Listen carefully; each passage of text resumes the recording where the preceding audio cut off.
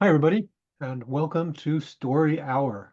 I'm your host, Daniel Marcus. My wonderful co-host is Laura Blackwell, and together we have been bringing you Story Hour for nearly 5 years, which is just absolutely astonishing. Um, I started Story Hour, and Laura joined me as co-host shortly afterwards. I started in the throes of the pandemic, a deeply weird time. We were all living in kind of the science fictional future that we've read about and written about for years. And I just wanted to create a space for my writer friends and I to get together and share our work. And it just grew way, way, way beyond my initial very modest expectations. And 5 years, we're still going strong every week with a few exceptions for holidays and stuff. Um, but and here we are again. If this is your first time with us, welcome. And if you are a returning listener, welcome also. We're really happy this week to have returning guests Tim Pratt and Heather Shaw. The way Story Hour works is incredibly simple. Um, I like to think of it as the oldest form of entertainment in human history, which is folks just sitting around telling lies to each other. And so, you know, uh, times continue to be deeply weird, but in a different way. So we really need stories more than ever. And as John Didion famously said, we tell stories in order to live. So here we are again. We're going to start the evening. Oh, before I need to mention SIFWA. Thanks, folks. Thank you, SIFWA, for the Giver's Grant, which helps us to keep the lights on and keep going. So our first reader is Heather Shaw. Heather is a writer, editor, sewist, bookkeeper, and Lindy Hopper, living in Berkeley, California with her husband and 17-year-old son, River. She has had short fiction published in Strange Horizons, The Year's Best Fantasy, Escape Pod, Podcastle, and other very nice places. She's been the fiction editor at the erotica zine Fishnet, the speculative fiction zine Flytrap, and the pro SF zine Persistent Visions. As a family project during lockdown, Heather, Tim, and their son River designed, created, and successfully kickstarted a tabletop card game called Cyber Wreck. Heather mostly posts on Blue Sky, uh, and her handle on Blue Sky is Sundu, I believe. And she's on Facebook as well, on H. Shaw. So Heather, welcome back. The floor is yours. Great. So nice to be here. Thank you so much. So the story I am reading tonight is called Post-Apocalypsmas. So content warning for the end of the world.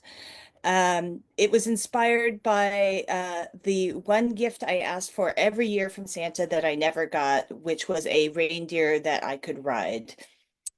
And I'll go ahead and start. Post-Apocalypsmas.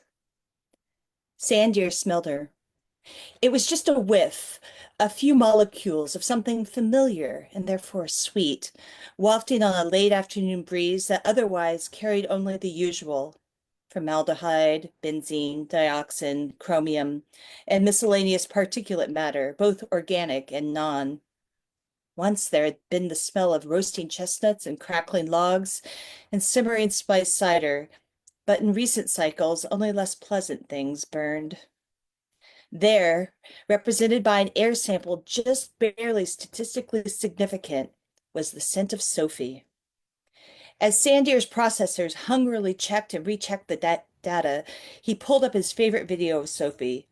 He scanned all of his footage and still images of her regularly, searching for signs of data corruption, terrified by the thought of her images succumbing to bit rot, that beautiful face speckled with dead pixels. How long ago since the last picture was taken? He couldn't tell. His internal clock had been one of the first things to fail, and none of his attempts to connect to global networks were ever successful anymore. But it couldn't be too long, he reasoned. It was winter when he lost her, after all, and it was still winter now. The sky a forever screen of gray clouds and drifting ash. Sanders stopped moving, pausing in a heap of broken glass beside a forest of steel girders, twisted into fanciful shapes by some terrible heat. His favorite snippet of video looped. Sophie's skipping, laughing image superimposed over the devastated landscape before him. Her long brown braids snapped down her back like reins as she moved. She turned and smiled at the device that had recorded this image, but Sandia remembered her smiling at him the morning she found him in her living room, where he stood next to the glowing Christmas tree, a big red ribbon wrapped around his body, saddle firmly strapped into place on his back, and bells and candy canes dingling from his shiny chrome antlers. That grin with the two front teeth missing. Such a young girl. She shouldn't be alone on Christmas. He had newer footage in his memory, but he preferred the carefree scenes from happier days when he'd run through the fields and forests around the lab with Sophie on his back, eating the carrots and grass and trees branches she offered, converting the biomass to fuel, playing holiday songs through the speakers concealed in his neck. His most recent image of Sophie came from just after the war began. By then, her teeth had grown back in. She was still little, though. She'd cried when her father, Sandier's creator, told her she couldn't bring Sandier with her to the safe space. She'd clung to Sandier's neck and buried her face in his velvet fur, wetting him with her tears. His fur, now, was worn through to bare metal in places, scraped against heaps of rubble far too many times. Papa, Sophie had cried, you made him for me, my Christmas miracle, to protect me and be my friend forever. How can it be a safe place if Sandier can't come? Shh, the maker said. I'm sorry, but Sandier needs to eat too. You know that. He runs on organic matter just like we do, and they can't spare food at the shelter. The maker had crouched down so his eyes were level with his daughter's. He stroked her hair, hanging loose that day, and patted her back. There's not much room either, and Sandier, well, I made him to scale. He's the size of an actual reindeer. There's, you said there's lots of other people there. If there's room for them, there's room for Sandier. Oh, Sophie, they need the space for the young, the sick, the weak. Sandier, he can take care of himself. He can survive the bad weather that's coming much better than the people like us can. We wouldn't survive outside, not like Sandier. She clutched at her father. Are you going to die, Daddy? No, no, I'm going to a safe place too. I just have some work to do. The government needs me to build more machines. Like Sandier? Sort of, the maker said, but not as nice. We'll be together again soon, sweetie. All right? All right. Her voice was tiny, muffled in my fur. She shook her head against me. I'm going to say goodbye to Sandier now, Daddy. Once the maker left the room, Sophie pulled back and took Sandier's long, narrow face in her tiny hands. Her eyes were huge and as serious as Sandier had ever seen them. I am going away now, she said. I don't want to, but bad weather and bad robots called drones and maybe bad people are coming. I know you can't stay with me, but promise me you'll stay alive. And when the weather gets better and the bad people are gone, come find me so we can play again, okay? Sandier nodded, antlers dipping, and pushed his nose, a marvel of sensory engineering, against her cheek. She laid her head across his muzzle and kissed his nose, tears leaking onto him. Sandier's risk assessment protocols and had worried the tears might mildew his fur. What a trivial thing to think about in his last moments with her. He'd been built as a plaything, a very fancy toy, but he was meant to be a protector too. The maker had enemies, agents of other governments and anti-war activists who thought his machines were immoral and wrong.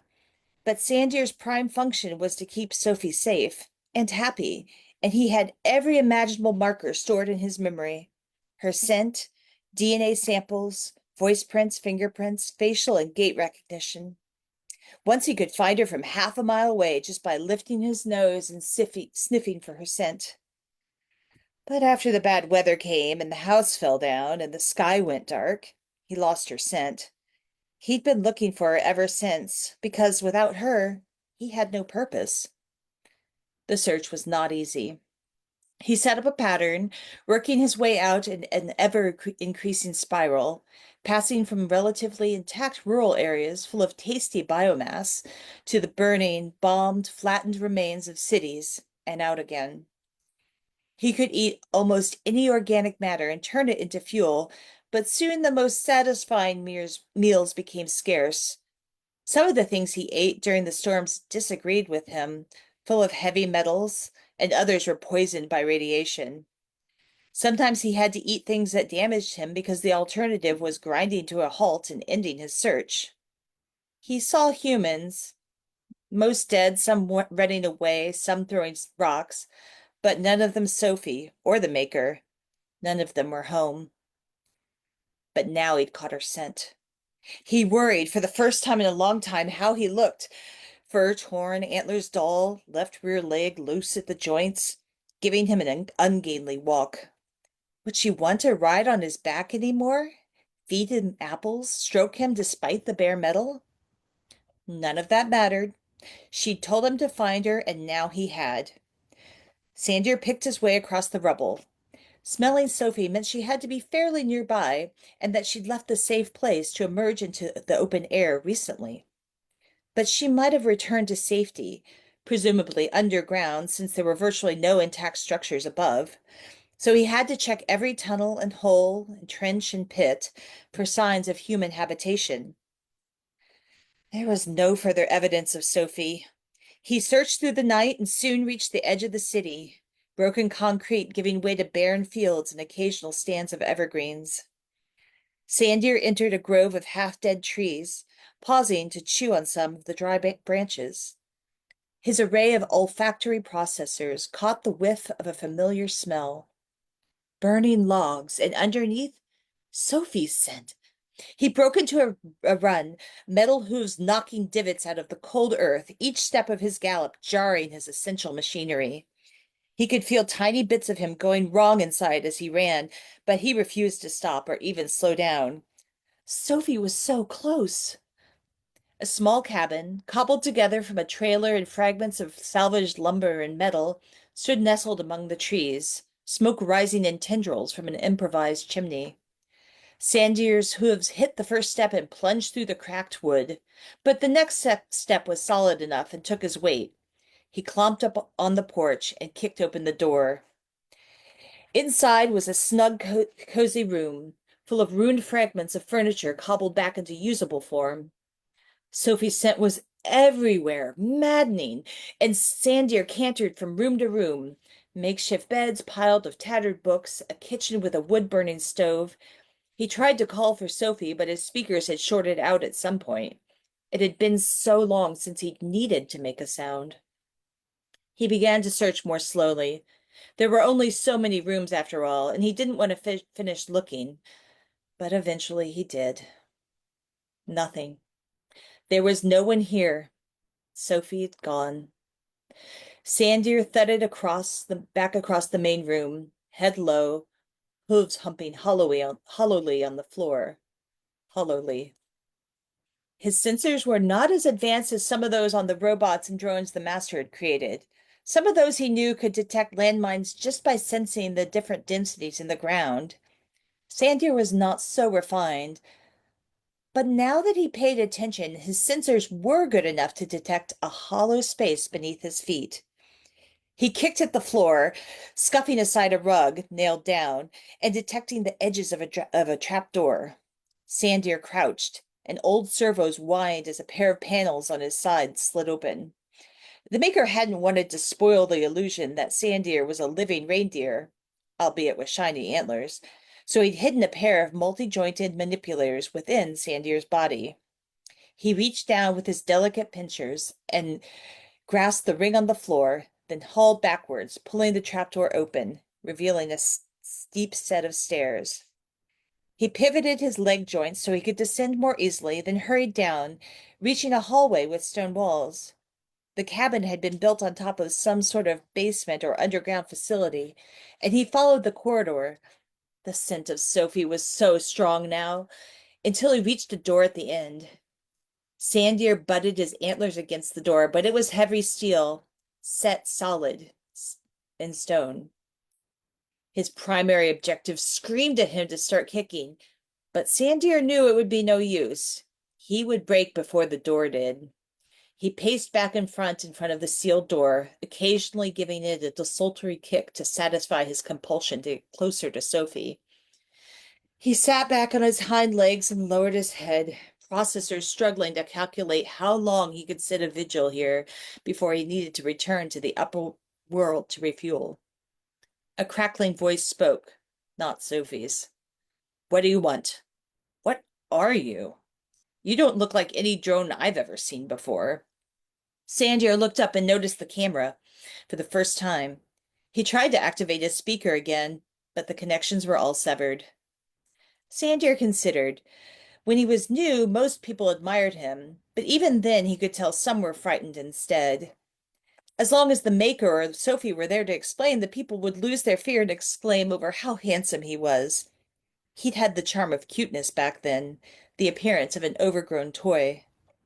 Now, with his raggedy velvet hide clinging to bare metal in patches, body dented, antlers jagged, eye lenses shattered to reveal the glowing red sensors underneath, he must look ugly and terrifying. Sandier tapped the door as gently as he could to indicate that he wanted in, then looked up at the camera. It's just sitting there, the voice complained. Sandier sat back on his haunches, lifting one hoof and moving it in sort of a wave. I think it wants to eat us. Some of these autonomous robots can live off corpses. The voice was clearly speaking to someone else. It's so weird looking, though. Weird how? A new voice said, almost too faint for Sandier's microphones to pick up. Like one of the reindeer in that Christmas book you showed us? Some kind of holiday-themed murder machine. Get away from the screen, the new voice said. The crackling in the speaker distorted, but somehow that voice print was familiar. Ow, Mom, don't push! A gasp, and a voice Sandier definitely knew. Open the door!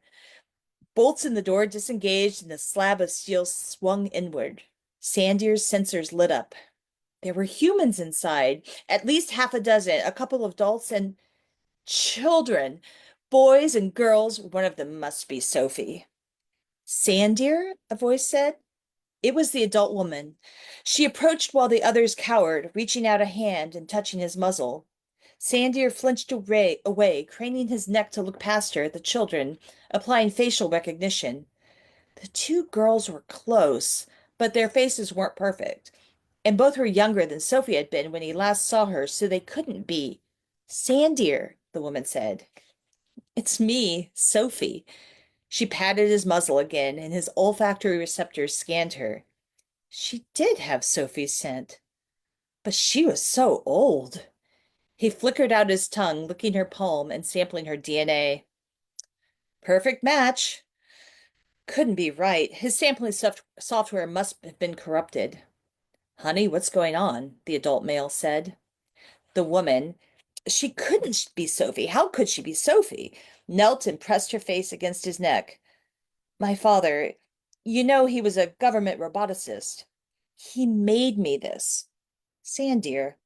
He was my best friend, my only friend when we were living at the lab, way out in the country. He must have been searching for me all this time. I can't believe it. More than 20 years. Sandier's processors whirred. His clock had broken. 20 years? He called up his most recent image of Sophie and applied artificial aging filters to model how she might have looked decades later. And yes, the results more or less matched the woman in front of him. Sanders stepped back, cocking his head, then knelt down before her to complete a long-delayed task. Ancient gears turned. The hinged panels in his back whirred sluggishly open. Stand back, the man shouted. No, no, Sophie said. It's my father used to put Christmas presents inside Sandier. The war started not long before the holidays, and he must have. She leaned forward and reached inside Sandier's storage compartment and drew out the packages. Still wrapped in bright paper and shiny ribbons, kept safe inside him all this time, before passing them back to her family. The children gasped and oohed and awed, eyes shining as their fingers plucked hesitantly at the ribbons. Sandier nudged Sophie and lifted one of his hooves toward the children holding the gifts. He wanted Sophie to take one. After all, they were for her, the tokens of love he'd carried for nearly a quarter of a century. Sophie seemed to understand. She'd always understood. She wrapped her arms around him and whispered in his ear, "It's okay, Sandir. You're the only gift I need." Thank you. Thanks.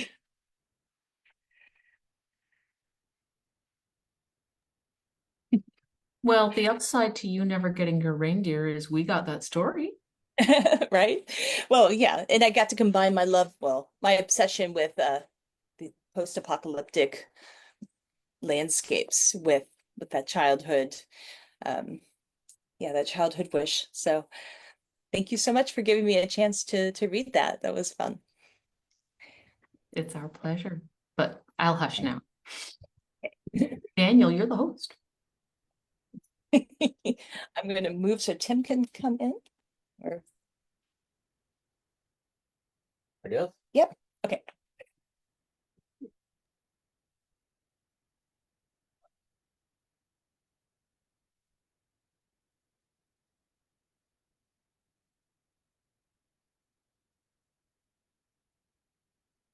Hi.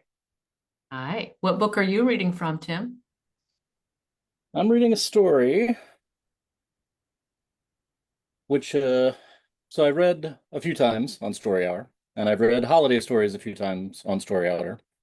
I read a story called Comfort and Joy about a guy named Bishop who's actually Santa Claus, a version of Santa Claus who stops giving naughty children lumps of coal and starts punishing naughty adults in more serious ways. Here, naughty means serial killers, things like that.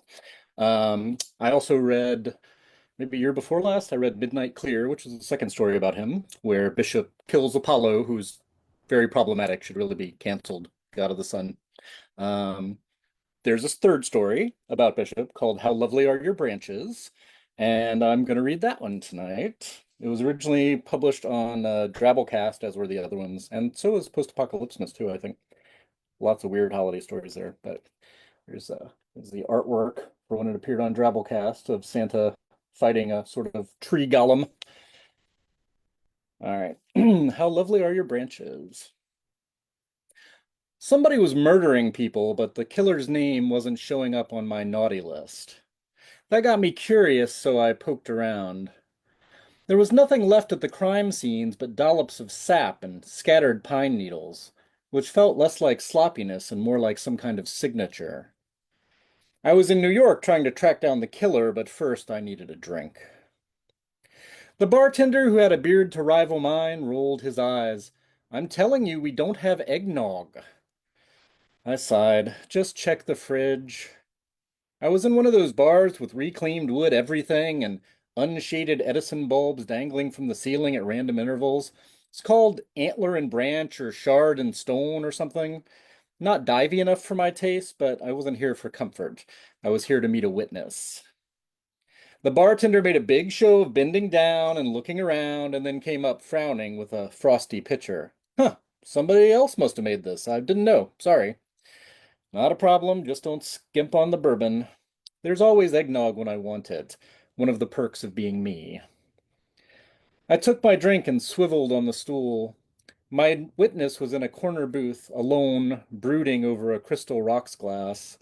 He seemed drunk enough to say things he might regret later. I went over and slid into the seat across from him, sucking in my belly so I wouldn't jostle the table. "How are you?" I said. He barely lifted his eyes. He had dark hair, dark eyes, a pinched mouth, and looked like a complainer, but even so, he was on my nice list. He had a misanthropic streak, but he also had a good heart. "Sorry," he said. "Normally the whole Santa Daddy Bear thing would intrigue me, but I had a crap day and I just want to drink alone." "The cops didn't believe your story, did they?" He leaned back. "Are you a reporter?" I shook my head. "Name's Bishop. I'm in private security." That was sort of almost true.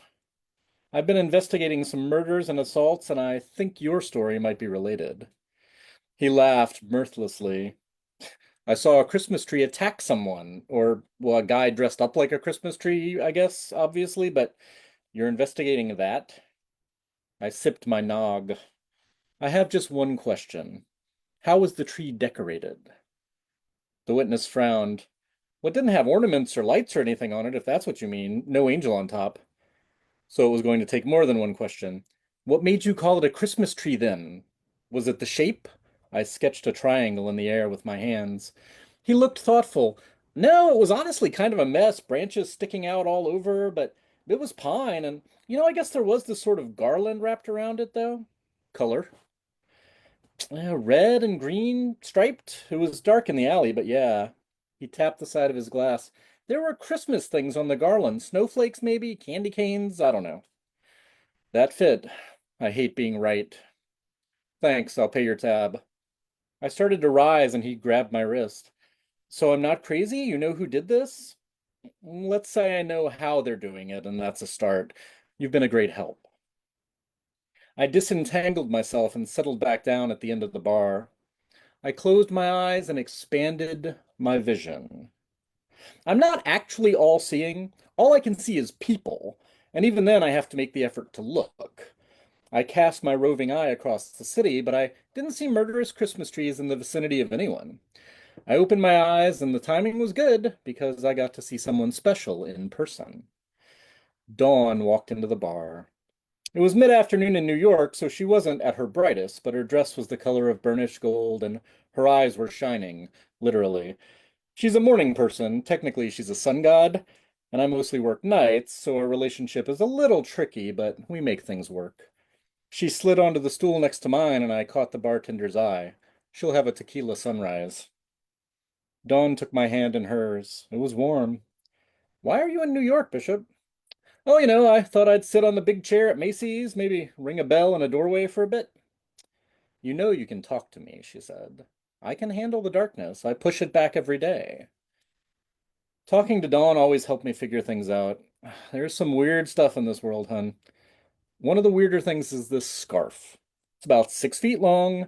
It changes color and design, but these days it's red and green, patterned with reindeer and snowmen and holly leaves and mistletoe. Nobody knows where it came from. The most plausible theory I've heard says a sorcerer got hold of a bunch of snipped off threads from the fates and wove those into a scarf, but who knows? What matters is what the scarf does. Strangle people to death? She guessed. Maybe indirectly. If you wrap the scarf around anything at least vaguely human shape, that figure comes to life, or a semblance of life, to do your bidding. One guy used it to animate a statue of a woman once and actually married her. Some kids back in the 50s found the scarf and used it to make a snowman come to life and dance around. And that was fine, they just wanted a playmate. The scarf got lost after that, and nobody's seen it since. I heard it was a hat. A hangdog man a couple seats down the bar gestured at the top of his head. Magic hat brought a snowman to life. There's a song about it. I gave him my most lump of coal stare. You believe everything you hear in a song? There's a song that says I'm jolly. I look jolly to you? I've seen jollier, the guy muttered and slouched away. I turned back to Dawn.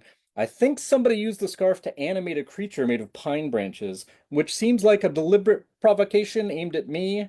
That creature is also killing people on my naughty list. Taking out your intended victims before you get to them, Dawn said. I'm afraid not. Some years ago, I retired from giving gifts to good children and began to focus on giving justice to bad adults, using my abilities to slow time, to enter any residence, to fly on my sleigh, to make sure those who preyed on people, especially children, couldn't prey on anyone ever again.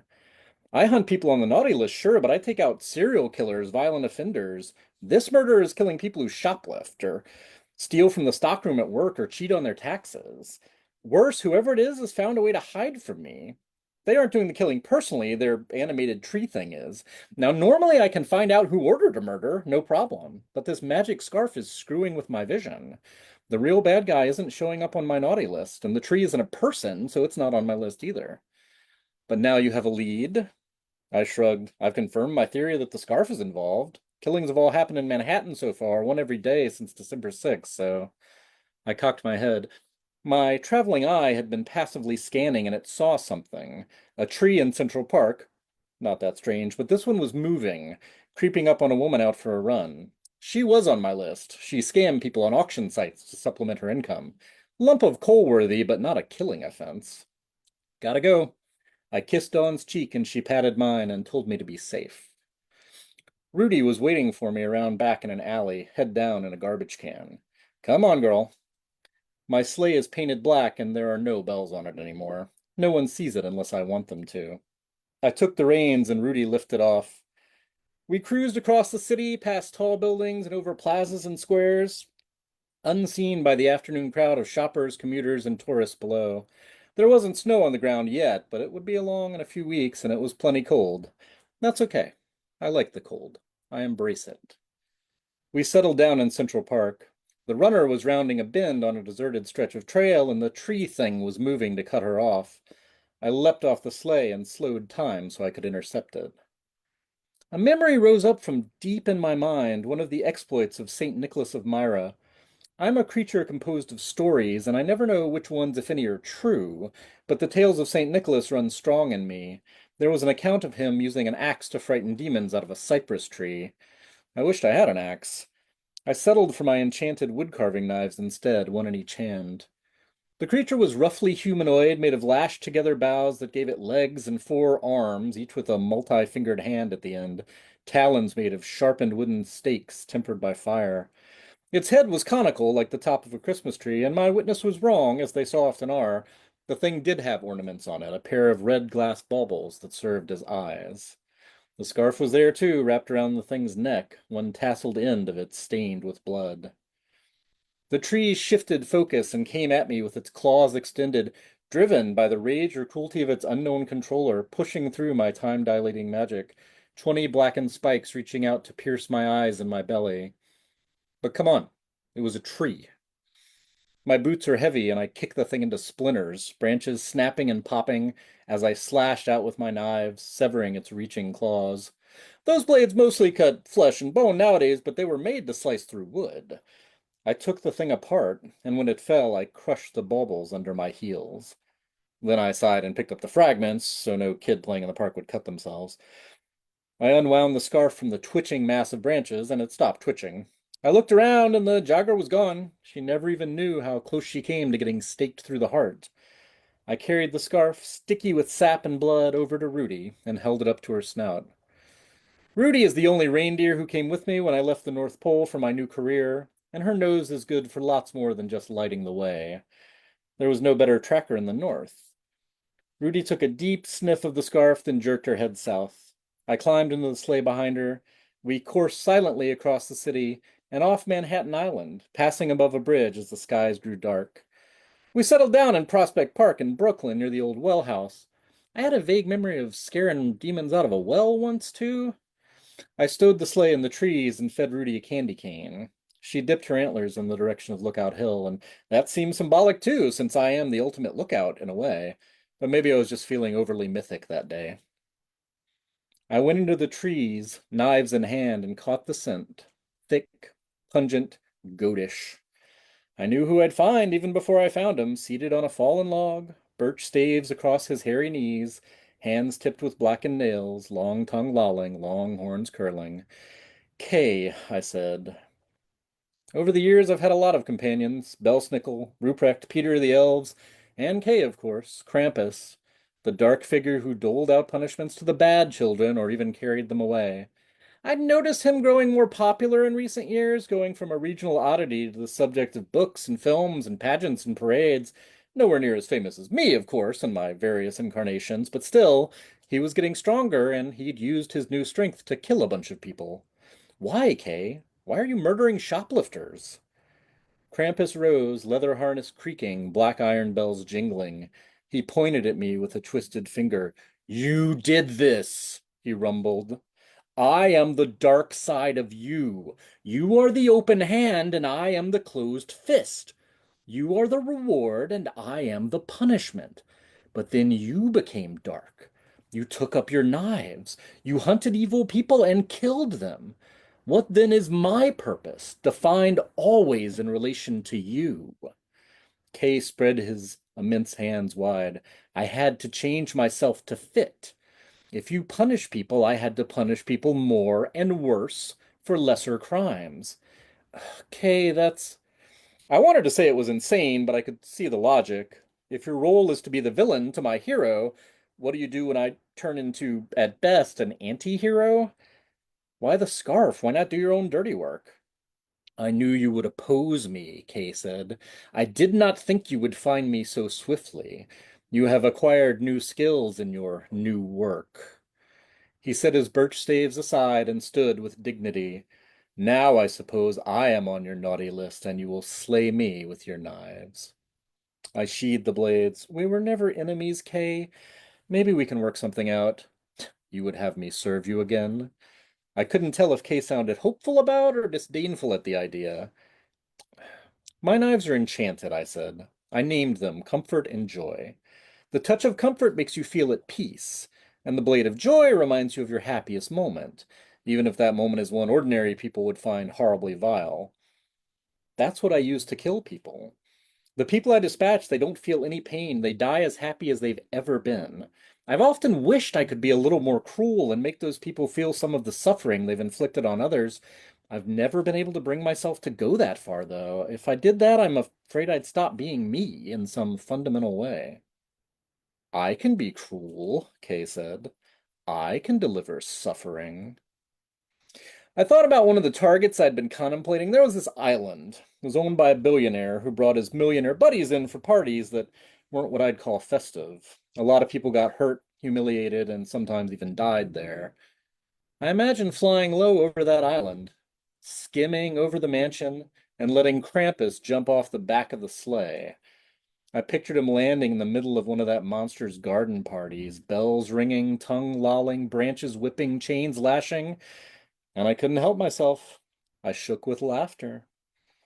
I tried to tell myself that Dawn would approve of this new partnership. I could outsource my darker impulses, and that would make me brighter myself, right? But I didn't really buy it.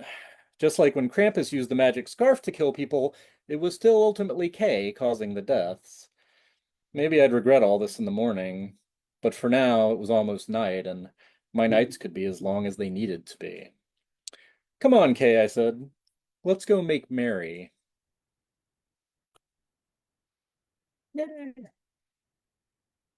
Yeah, join for the chitter chat. All right. Thank you, Tim. Yeah, of course. My audio was down during the break between you guys, and so I was reading your bio, but confused. Well, nobody seemed to be pausing their conversation. So I'm gonna just read your bio now because Great. to know who you are Hmm. and all of that. So Tim Pratt is a Hugo Award-winning SF and fantasy You go right there. editor, and he has been a finalist for the World Fantasy, Philip K. Dick, Sturgeon Stoker, Mythopoeic, and Nebula Awards, among others. Yeah. Tim is the author of more than 30 books, most recently kinky multiversal space opera The Knife and the Serpent. Tim has had stories reprinted in the Best American Short Stories and the Best American Erotica. Tim is a senior editor and occasional book reviewer at Locus. Since 2013, he's published a new story every month at Patreon/Tim Pratt, and he makes jokes on Blue Sky at timpratt.org. Tim lives in Berkeley with his wife and kid, and in fact, his wife, Heather Shaw, was our other reader tonight. So I really want to thank you both for giving us a great holiday program. Wonderful stories, and it's great to have you back here again on Story Hour. So thank you, thank you, thank you. That was a It's blast. so fun. Thank you for having us. Of course, anytime. Yeah, and of course, please come back anytime. I wouldn't mind hearing more stories about attempts to reform Krampus. Yeah. Yeah, I want to write more about this guy. I don't know. I haven't written my December Patreon story yet. I have a couple of ideas, but one of them would be another one.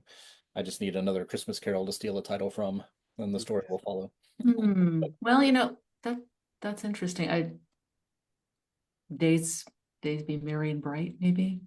Yeah, a little merry and bright lately. Yeah, because if Santa is doing all the nasty stuff now, Yeah. but nicely, then does Krampus have to start doing the nice stuff nastily? You get terrible things in your stockings, but he means well. Yeah. Right, Right. right. Like just really bad Christmas parties, I like think at your job and stuff. Yeah, I with think terrible karaoke, you know, Uh, and Secret Santa things that just Jello molds, you avert. know, like Yeah. California surprise with avocado and lime Jello and stuff like that. Serve vodka mayonnaise for cocktails, you know, just Ew, that's a thing. well, no, I made it.